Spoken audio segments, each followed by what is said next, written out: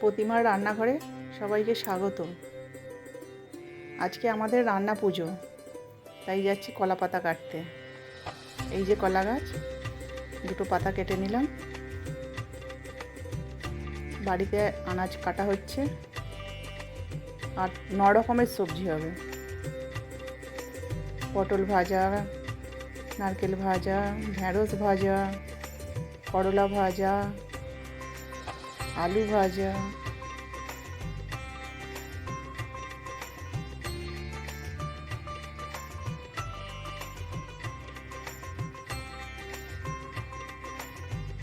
এই চিচিঙ্গাগুলো আমাদের ছাদ বাগানে, এগুলোও ভাজা হবে।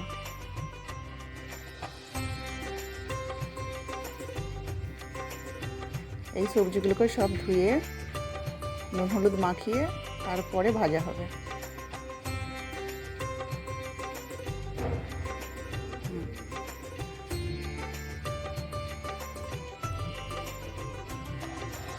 এই যে কড়াই তেল দিয়ে এখানে পটল ভাজা হবে।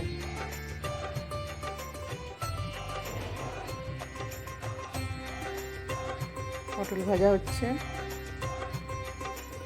একদিকে নারকেল ভাজা হচ্ছে, একদিকে করলা ভাজা হচ্ছে, আলু সিদ্ধ করে নেওয়া হয়েছে, সবই ভাজা হবে।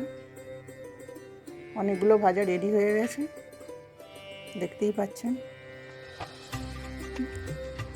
মসুর ডাল, আমাদের ঝালের মসুর ডাল হয়। কলা পাতায় সব বিছিয়ে দিয়েছি। ওল ভাজা, নারকেল ভাজা, আলু ভাজা।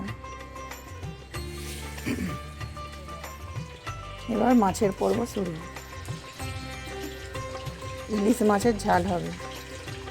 আমি করব দই ইলিশ, তার জন্য কড়াইতে ইলিশ মাছ ছাড়া হয়ে গেছে।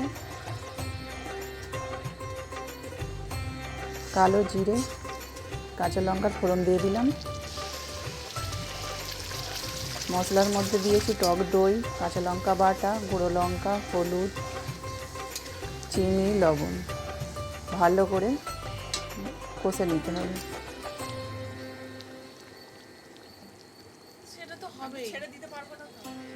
এবার আস্তে আস্তে মাছগুলো ছেড়ে দেব।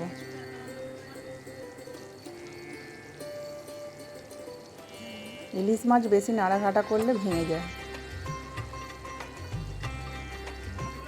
ধীরে ধীরে সব মাছগুলোকে দিয়ে দিলাম।